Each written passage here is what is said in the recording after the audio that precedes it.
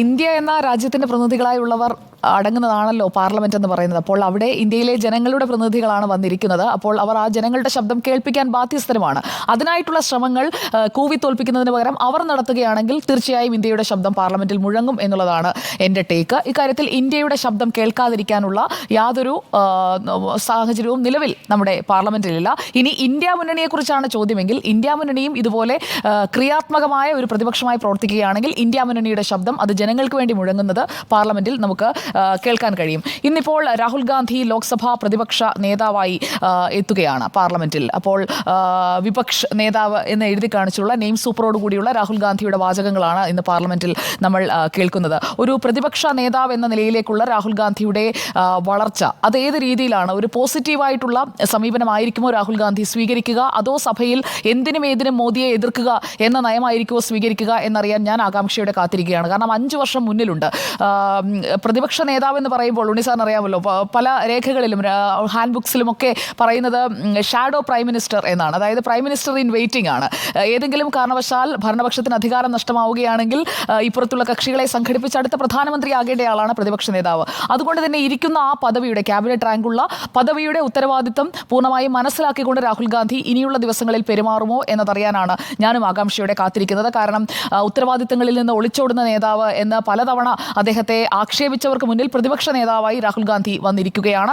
അപ്പോൾ ദേശീയ രാഷ്ട്രീയത്തിൽ ഭാരത് ജോഡോ യാത്ര, അതിനുശേഷം ഇപ്പോൾ ഇന്ത്യ മുന്നണി രൂപീകരണം, അങ്ങനെ ഒരു തുടർച്ചയായുള്ള രാഹുൽ ഗാന്ധിയുടെ കരിയർ ഗ്രാഫ് അത് ഇനി പ്രതിപക്ഷ നേതാവ് എന്ന നിലയിൽ അദ്ദേഹം മുകളിലേക്ക് ഉയർത്തുമോ അതോ പ്രതിപക്ഷ നേതാവ് എന്ന നിലയിൽ അദ്ദേഹത്തിന് മുൻഗാമികളുടെ അത്രയും നന്നായി അദ്ദേഹത്തിന് പെർഫോം ചെയ്യാൻ കഴിയാതെ വരുമോ എന്നുള്ള ഒരു കാര്യം കൂടിയുണ്ട്. അതായത് നമ്മൾ നെഹ്റു കുടുംബത്തെക്കുറിച്ച് തന്നെ പറയാം. നെഹ്റു കുടുംബത്തിൽ നിന്നുള്ള 3ാമത്തെ പ്രതിപക്ഷ നേതാവാണ് രാഹുൽ ഗാന്ധി.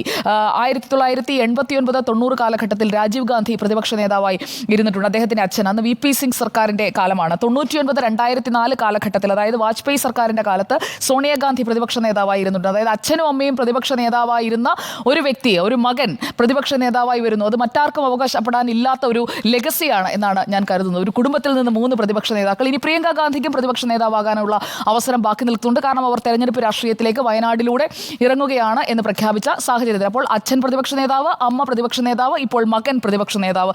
എന്തുകൊണ്ട് മറ്റൊരാളാകുന്നില്ല എന്ന ചോദ്യം അപ്പോഴും അവിടെ ബാക്കി നിൽക്കുന്നുണ്ട്. മല്ലികാർജുൻ ഖർഗെ കഴിഞ്ഞ തവണ കോൺഗ്രസിന്റെ കക്ഷി നേതാവായി തെരഞ്ഞെടുക്കപ്പെട്ടു. 2014-ലും 2019-ലും അതായത് 1/10 ഓഫ് ലോക്സഭാ മജോറിറ്റി ഇല്ലാത്തത് കൊണ്ട് ഒരു പ്രതിപക്ഷ നേതാവിനെ അപ്പോയിന്റ് ചെയ്തില്ല. 44-ഉം 52-ഉം ആയിരുന്നല്ലോ ലോക്സഭയിലെ സ്ട്രെങ്ത്. അപ്പോൾ 1/10 of the total Lok Sabha strength വേണം എന്നുള്ള ഒരു ഘടകം ഉയർത്തിപ്പിടിച്ചുകൊണ്ടാണ് പ്രതിപക്ഷ നേതാവ് സ്ഥാനം കോൺഗ്രസിന് കൊടുക്കാതിരുന്നത്. ഇത്തവണ ഘടകങ്ങളെല്ലാം അനുകൂലമാണ്. ഒരു എതിർപ്പും പറയാൻ കഴിയില്ല. കാരണം 99+1 റിബൽ MLA അത്രയും കോൺഗ്രസിന്റെ കിറ്റിയിലുണ്ട്. അപ്പോൾ പ്രതിപക്ഷ നേതാവായ രാഹുൽ ഗാന്ധി ഏറ്റവും കൂടുതൽ അംഗസംഖ്യയുള്ള പ്രതിപക്ഷത്തെ പാർട്ടിയുടെ നേതാവ് പ്രതിപക്ഷ നേതാവായി മാറുന്നു. അങ്ങനെ രാഹുൽ ഗാന്ധി എത്തുമ്പോൾ രാഹുൽ ഗാന്ധിയുടെ മേൽ ഉത്തരവാദിത്തങ്ങൾ ഏറെയാണ്. അതുകൊണ്ട് തന്നെ ഇന്ത്യ മുന്നണിയുടെ ശബ്ദം കേൾക്കുന്നുണ്ട് എന്ന് ഉറപ്പുവരുത്തേണ്ട ഉത്തരവാദിത്തം ഒരു ഭാഗത്ത്, അതോടൊപ്പം ഇന്ത്യയിലെ ജനങ്ങൾക്ക് തെരഞ്ഞെടുപ്പ് കാലത്ത് കൊടുത്ത ഉറപ്പുകൾ ഈ സർക്കാരിന്റെ ഓരോ പ്രവൃത്തിയിലും, അതായത് അധികാരത്തിലെത്തുമെന്നാണ് പറഞ്ഞത്, നിർഭാഗ്യവശാൽ അതിന് കഴിഞ്ഞില്ല രാഹുൽ ഗാന്ധിക്കും കൂട്ടരും. പ്രതിപക്ഷത്തിരിക്കാൻ പറ്റി, പ്രതിപക്ഷ നേതാവാകാൻ പറ്റി, അതും that's also an achievement. Rahul ഗാന്ധിയെ സംബന്ധിച്ചിടത്തോളം ഒരു അച്ചീവ്മെന്റ് തന്നെയാണ്.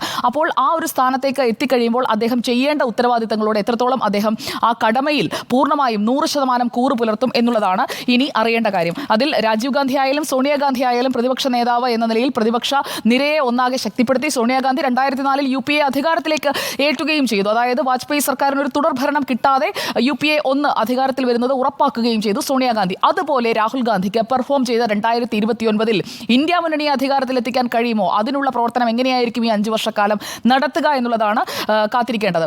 രാഹുൽ ഗാന്ധി രാഷ്ട്രീയത്തിലേക്ക് എത്തിയിട്ട് 20 വർഷമായി. 20 വർഷം എന്ന് പറഞ്ഞു കഴിഞ്ഞാൽ ഈ രീതിയിൽ ഇപ്പോൾ ഞാൻ അച്ഛനും അമ്മയും പ്രതിപക്ഷ നേതാവായിരുന്നു എന്നുള്ളത് സാന്ദർഭികമായി ചൂണ്ടിക്കാട്ടിയെന്നേ ഉള്ളൂ. അതായത് രാഷ്ട്രീയമായി വളക്കൂറുള്ള ഒരു കുടുംബത്തിൽ നിന്ന് വരുന്ന ഒരു വ്യക്തി 20 വർഷമായി. അതിനുശേഷം അദ്ദേഹം എവിടം വരെ എത്തി എന്നുള്ള കരിയർ ഗ്രാഫ് അത് രാഷ്ട്രീയത്തിൽ എന്തായാലും ചർച്ചയാകുന്ന ഘടകമാണ്. അതുകൊണ്ട് തന്നെ 20 വർഷം പൂർത്തിയാക്കുന്ന രാഹുൽ ഗാന്ധി ഇപ്പോൾ ആദ്യ ദിനത്തിൽ തന്നെ നല്ല രീതിയിൽ പെർഫോം ചെയ്യും എന്ന ഒരു സൂചന നമുക്ക് നൽകുന്നുണ്ട്. ഇന്നിപ്പോൾ ലോക്സഭാ സ്പീക്കർ പ്രമേയമാണ് വന്നത്. അത് ശബ്ദ വോട്ടോടെ പാസ്സാകുന്നു. ഓം ബിർള സ്പീക്കർ ആകുന്നു. അത്ഭുതങ്ങളൊന്നും സംഭവിച്ചില്ല. നമ്മളും അത്ഭുതങ്ങൾ സംഭവിക്കും സംഭവിക്കുമെന്ന് പ്രതീക്ഷിച്ചില്ല. അതിൽ 13 പ്രമേയങ്ങൾ ബിർളയ്ക്ക് വേണ്ടിയും കൊടിക്കുന്നിൽ സുരേഷിന് വേണ്ടി ഓം ബിർളയ്ക്ക് വേണ്ടിയും 3 പ്രമേയം കൊടിക്കുന്നിൽ സുരേഷിന് വേണ്ടിയും വരുന്നത് നമ്മൾ സഭയിൽ കാണുകയാണ്. അതിനുശേഷം രാഹുൽ ഗാന്ധിയുടെ ഒരു ജസ്റ്റർ, ഈ ഓം ബിർളയെ അഭിനന്ദിച്ചുകൊണ്ട് രാഹുൽ ഗാന്ധി നടത്തുന്ന ഒരു ജസ്റ്റർ, അതിനിടയിൽ ഓം ബിർളയെ മുകളിലേക്ക്, അതായത് സ്പീക്കറുടെ ചെയറിലേക്ക് കൊണ്ടുപോകുന്നതിന് മുൻപ് രാഹുൽ ഗാന്ധിയും പ്രധാനമന്ത്രി നരേന്ദ്രമോദിയും തമ്മിൽ നടത്തുന്ന ഊഷ്മളമായ ഒരു ഹസ്തദാനം, ആ രീതിയിലുള്ള ഒരു ഹാൻഡ് ഷേക്ക് അത് ഈ പാർലമെന്റിൽ ഉണ്ടാവുകയാണെങ്കിൽ ഏത് നിയമനിർമ്മാണം വന്നു കഴിഞ്ഞാലും ഏത് രീതിയിലുള്ള ചർച്ചകൾ വന്നു കഴിഞ്ഞാലും അങ്ങനെ കൺസ്ട്രക്റ്റീവ് ക്രിറ്റിസിസത്തിലൂടെ രാഹുൽ ഗാന്ധി മുന്നോട്ട് പോവുകയാണെങ്കിൽ പല കാര്യങ്ങളിലും, അതായത് ഭരണപക്ഷത്തിന് തിരുത്തേണ്ട കാര്യങ്ങളുണ്ടെങ്കിൽ കൃത്യമായി തിരുത്തുന്നതിന് അത് കൺസ്ട്രക്റ്റീവായി ഇടപെടാൻ കഴിയണം. അല്ലാതെ ബില്ലുകൾ കീറിയെറിയുന്ന ക്ഷുഭിതനായ പഴയ രാഹുൽ ഗാന്ധിയെ അല്ല വേണ്ടത്. 20 വർഷത്തെ പൊളിറ്റിക്കൽ മെച്യൂരിറ്റിയുള്ള പ്രതിപക്ഷ നേതാവായ രാഹുൽ ഗാന്ധിയാണ് ഇനിയുള്ള 5 വർഷം ഇന്ത്യ മുന്നണി പ്രതീക്ഷിക്കുന്നത്, അതുപോലെ രാജ്യം പ്രതീക്ഷിക്കും. ആ രീതിയിൽ അദ്ദേഹം ഉയരുമോ എന്നുള്ളതാണ് അറിയേണ്ടത്. അദ്ദേഹത്തിന്റെ വാചകങ്ങളിൽ ഞാൻ പ്രതീക്ഷ കാണുന്നുണ്ട്. സർക്കാരിന് രാഷ്ട്രീയ അധികാരമുണ്ട്, പക്ഷേ പ്രതിപക്ഷം ജനങ്ങളുടെ ശബ്ദമാണ് പ്രതിനിധീകരിക്കുന്നത്, പ്രതിപക്ഷത്തിന് പറയാനുള്ളതും സഭയിൽ കേൾക്കണം എന്ന് പറയുന്നുണ്ട്. അതായത് ഇതുവരെ സൈലൻസ് ചെയ്തിട്ടുണ്ട് എങ്കിൽ അതിനി സംഭവിക്കരുത് എന്നുള്ളത് ആദ്യ ദിനത്തിൽ തന്നെ ഒരു പ്രതിപക്ഷ നേതാവ് എന്ന നിലയിൽ രാഹുൽ ഗാന്ധി പറയുന്നതിനെ ഞാൻ പോസിറ്റീവായിട്ടാണ് കാണുന്നത്. സഭ കാര്യക്ഷമമായി പ്രവർത്തിക്കുന്നു എന്നതിനേക്കാൾ ഇന്ത്യയിലെ ജനങ്ങളുടെ ശബ്ദം എത്രത്തോളം സഭയിൽ ഉയരുന്നു എന്നതാണ് പ്രധാനം. അപ്പോൾ സഭയിൽ ചർച്ചകൾ നടക്കുമ്പോൾ രാജ്യത്തെ ജനങ്ങൾക്ക് പറയാനുള്ളത് തൊഴിലില്ലായ്മയെക്കുറിച്ചാണെങ്കിൽ അതേക്കുറിച്ചാണ് സംസാരിക്കേണ്ടത്. അല്ലാതെ ഏതെങ്കിലും ഒരു വിഷയത്തിൽ ബഹളം വെച്ച് ചർച്ചയിലേക്ക് പോകാതെ തടസ്സപ്പെടുത്തുന്ന ഒരു സമീപനമല്ല വേണ്ടത്. അപ്പോൾ ഇന്നത്തെ ആ ഹസ്തദാനം എന്ന് പറയുന്നത് അതിൻ്റെ ഒരു തുടക്കമാകട്ടെ, ഒരു കൺസ്ട്രക്റ്റീവ് ക്രിറ്റിസിസത്തിന്റെ ഒരു തുടക്കമാകട്ടെ എന്നതാണ് ഞാൻ പ്രതീക്ഷിക്കുന്നത്. ഇനി മകനെ പ്രതിപക്ഷ നേതാവാക്കിയെന്ന വിമർശനം എന്തായാലും സോണിയാഗാന്ധി നേരിടേണ്ടി വരും. കാരണം ഈ അച്ഛൻ അമ്മ ഈ വാദം എന്തായാലും BJPയുടെ ഭാഗത്തു നിന്ന് ഉയർന്നു വരുമെന്നുള്ളത് ഉറപ്പാണ്. അപ്പോൾ 10 വർഷത്തിന് ശേഷം കോൺഗ്രസിന് കിട്ടുന്ന പ്രതിപക്ഷ നേതൃസ്ഥാനമാണ്, അത് നന്നായി ഉപയോഗിക്കുമെന്ന് തന്നെ നമുക്ക് പ്രതീക്ഷിക്കാം. പ്രത്യേകിച്ചും ഒരുപാട് നിയമനങ്ങൾ വരുമ്പോൾ രാഹുൽ ഗാന്ധിയുടെ ഒരു സേ കൂടി അതിൽ എന്തായിരിക്കുമെന്ന് അറിയാൻ നമ്മൾ ആകാംക്ഷയോടെ കാത്തിരിക്കുന്നുണ്ട്. പ്രത്യേകിച്ചും CBI director, chief election commissioner, national human rights commission chairperson, chief vigilance commissioner, ഈ കീ ഒഫീഷ്യൽസിന്റെ എല്ലാം നിയമനത്തിൽ 2-1 ആണ്. നമുക്കറിയാം പ്രധാനമന്ത്രിയും കേന്ദ്രമന്ത്രിയും കൂടെ ആകുമ്പോൾ 2 ആയി, അവരുടെ ഒരു മജോറിറ്റി അവർക്കാണ്. എങ്കിൽ പോലും മൂന്നാമത്തെ ആളായി ലോക്സഭയിലെ പ്രതിപക്ഷ നേതാവായ രാഹുൽ ഗാന്ധി അവിടെയുണ്ട്. അപ്പോൾ രാഹുൽ ഗാന്ധി ആരെയാണ് പിൻ പോയിന്റ് ചെയ്യുന്നത്? ഇന്നയാളെ ആക്കാം. രാഹുൽ ഗാന്ധി ആരുടെ പേരാണ് പറയുന്നത്? അതൊക്കെ ഒരു ചോയ്സ് ആണ്. എങ്ങനെയാണ് ഒരു തീരുമാനത്തിലേക്ക് എത്തുന്നത്? അത് ഇന്ത്യ മുന്നണിയിൽ കൂടിയാലോചനയ്ക്ക് വരുന്നത് എങ്ങനെയാണ്? ആരെയാണ് അവർ പ്രൊജക്റ്റ് ചെയ്യുന്നത്? അതോ അതിൽ നിന്ന് ഒളിച്ചോടുമോ? അതൊക്കെയാണ് ഇനി അറിയേണ്ടത്.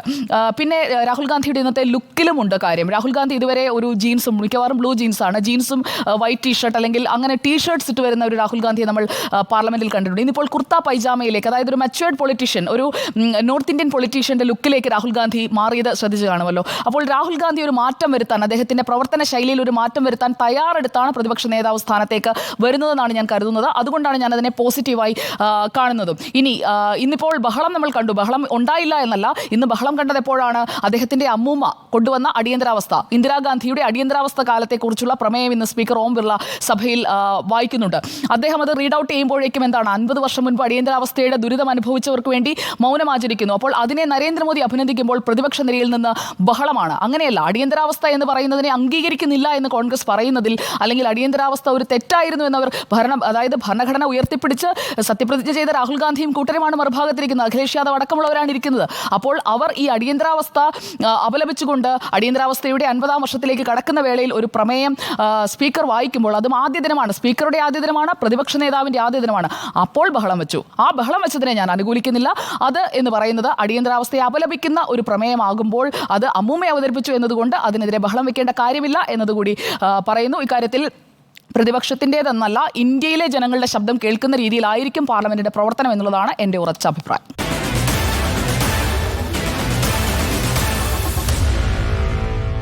Meet the editors.